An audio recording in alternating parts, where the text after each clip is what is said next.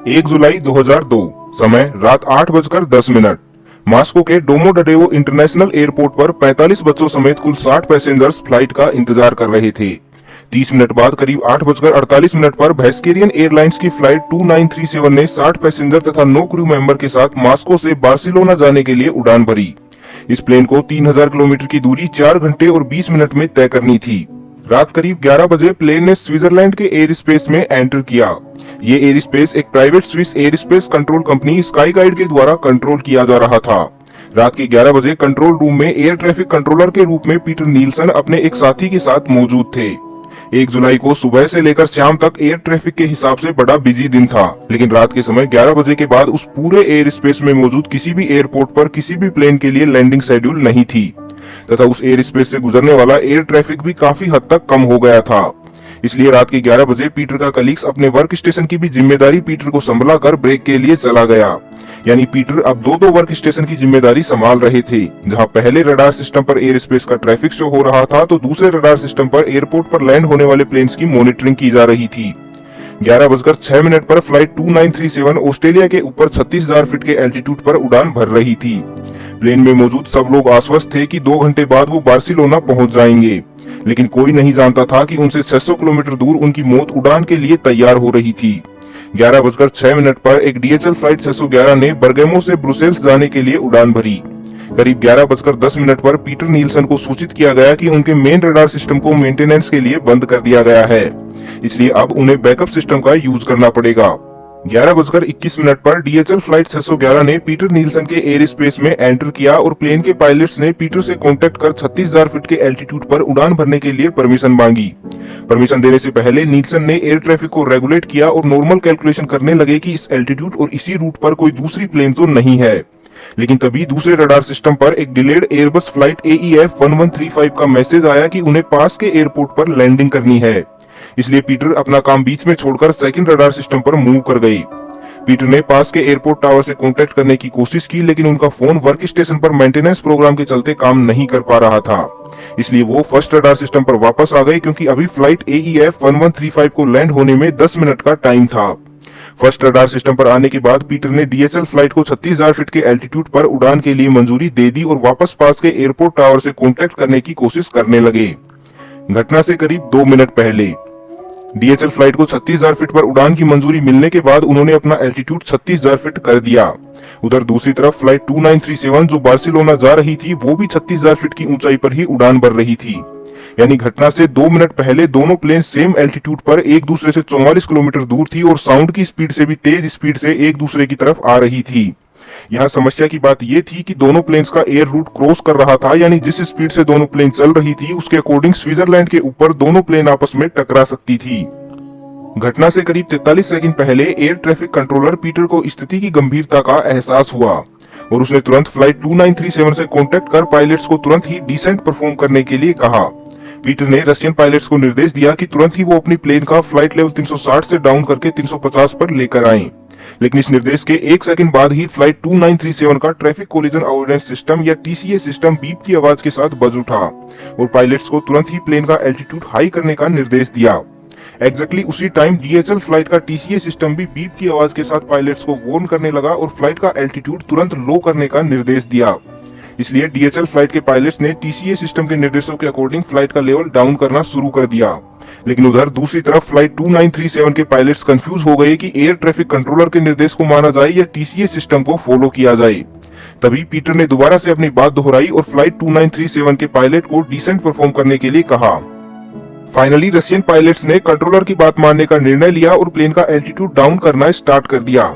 यानी इस समय दोनों ही प्लेन डिसेंट पर थे और करीब 3 से नीचे की तरफ आ रहे थे, जो फ्लाइट 2937 के TCA सिस्टम के बिल्कुल विपरीत था। दरअसल ट्रैफिक कोलिजन अवॉइडेंस सिस्टम या TCA सिस्टम प्रत्येक प्लेन में एक ऐसा ऑटोमेटिक सिस्टम होता है जो प्लेन के एल्टीट्यूड, स्पीड और हेडिंग का यूज करके प्लेन के चारों ओर एक 3D मैप बनाता है और लगातार इस मैप की इंफॉर्मेशन आसपास के प्लेन्स को ट्रांसमिट करता रहता है। जैसे ही कोई प्लेन इस मैप में एंटर करती है तो ये सिस्टम पायलट को वार्न करता है और सिचुएशन के हिसाब से एक प्लेन को डिसेंट और एक प्लेन को क्लाइंब करने के निर्देश देता है। उधर कंट्रोल रूम में जब पीटर ने देखा कि फ्लाइट 2937 ने उनके निर्देश की पालना करके फ्लाइट लेवल डाउन कर लिया है, तो वो आश्वस्त हो गए कि सब कुछ ठीक हो गया। इस समय पीटर इस बात से अनजान थे कि डीएचएल फ्लाइट ने भी अपना फ्लाइट लेवल डाउन कर लिया है, क्योंकि फ्लाइट 2937 के साथ लगातार कांटेक्ट में रहने के कारण डीएचएल फ्लाइट के पायलट्स पीटर से कांटेक्ट नहीं कर पा रहे थे, जिसकी वजह से वो ये बता ही नहीं पाए कि उन्होंने भी अपना फ्लाइट लेवल डाउन कर लिया है। वहीं मेन रडार सिस्टम के अंडर मेंटेनेंस के चलते पीटर बैकअप मोड का यूज कर रहे थे, जिसमें एक जरूरी emergency feature visual STCA alarm system मौजूद ही नहीं था, जो ऐसी सिचुएशन होने पर रेड साइन के साथ जोर जोर से खतरे का संकेत देता है। इसी वजह से पीटर को इस सिचुएशन की रियल स्थिति का अंदाजा ही नहीं हुआ और वो आश्वस्त होकर सेकंड रडार सिस्टम पर लैंड होने वाली प्लेन से कांटेक्ट करने लगे। जबकि दूसरी तरफ दोनों प्लेन्स में टीसीएस सिस्टम अभी भी पायलट्स को वार्न करते जा रहा था और दोनों ही पायलट अपनी डिसेंट रेट लगातार बढ़ाते जा रहे थे। घटना से करीब 19 सेकंड पहले पीटर ने एक बार दोबारा से फ्लाइट 2937 से कांटेक्ट किया और उन्हें बताया कि डीएचएल फ्लाइट उनके राइट हैंड साइड से आ रही है, जबकि डीएचएल प्लेन असल में उनके लेफ्ट साइड से आ रही थी। इसलिए जब रशियन पायलट्स ने अपनी विंडो से राइट साइड में देखा तो उन्हें कहीं भी कोई प्लेन आता हुआ दिखाई नहीं दिया। लेकिन घटना से 3 सेकंड पहले अचानक रशियन क्रू का ध्यान प्लेन की लेफ्ट साइड में गया तो उन्हें डीएचएल फ्लाइट आती हुई दिखाई दी और पायलट ने तुरंत ही प्लेन को ऊपर ले जाने का पूरा प्रयास किया, लेकिन अचानक से नीचे जाती हुई प्लेन को मात्र 2 से 3 सेकंड में ऊपर ले जाना इम्पॉसिबल था। इसलिए 2 सेकंड बाद ठीक 11:35 और 32 सेकंड पर 34,890 फीट के एल्टीट्यूड पर जर्मनी के ऊपर डीएचएल फ्लाइट 2937 को चीरते हुए आगे निकल गई। इस टक्कर की वजह से फ्लाइट 2937 4 टुकड़ों में टूटकर अलग हो गई और प्लेन का आगे वाला हिस्सा सीधे वर्टिकली जमीन से टकरा गया, जबकि प्लेन का पीछे वाला हिस्सा हवा में स्पिन करते हुए कुछ सेकंड बाद जमीन पर आकर गिरा। ये टक्कर इतनी भयानक थी कि फ्लाइट 2937 में मौजूद 45 बच्चों समेत 60 यात्री और 9 क्रू मेंबर्स में से कोई भी सरवाइव नहीं कर पाया। वहीं दूसरी तरफ डीएचएल फ्लाइट को भी टक्कर की वजह से काफी नुकसान हुआ। इस टक्कर की वजह से डीएचएल फ्लाइट की टेल पूरी तरह टूट चुकी थी और डीएचएल प्लेन अनकंट्रोल होकर हवा में स्पिन करने लगा। करीब 2 मिनट तक स्ट्रगल करने के बाद डीएचएल फ्लाइट घटनास्थल से 7 किलोमीटर दूर जंगलों में क्रैश हो गई। लेकिन गनीमत ये रही कि पायलट ने किसी तरह प्लेन को कंट्रोल करके इसे इस तरह क्रैश करवाया कि प्लेन में मौजूद 2 लोगों को छोड़कर बाकी सभी लोग सुरक्षित बच गए। यानी इस भयावह घटना में कुल 71 लोगों की मौत हुई।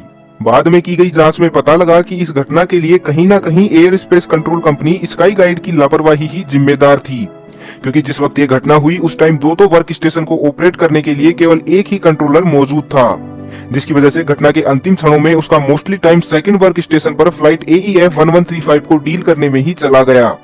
इसके अलावा घटना के टाइम ही main radar image processing system पर मेंटेनेंस का काम चल रहा था, जिसकी वजह से पीटर को बैकअप सिस्टम का यूज करना पड़ा। लेकिन बैकअप सिस्टम में सबसे जरूरी emergency feature visual STCA alarm system मौजूद ही नहीं था, जो ऐसी किसी सिचुएशन में कंट्रोलर को वार्न करने का काम करता है। इन सब के अलावा ground based optical collision warning system, जो 2 फ्लाइट्स के टकराने की सिचुएशन का अंदाजा लगाकर करीब टक्कर से 2.5 मिनट पहले ही कंट्रोलर को आगाह कर देता है कि इन 2 फ्लाइट्स के मध्य टक्कर हो सकती है, उसे भी मेंटेनेंस के नाम पर बंद कर दिया गया था। जबकि दूसरी तरफ पीटर नील्सन को इस बारे में कुछ पता ही नहीं था कि इस सिस्टम को ऑफ कर दिया गया है।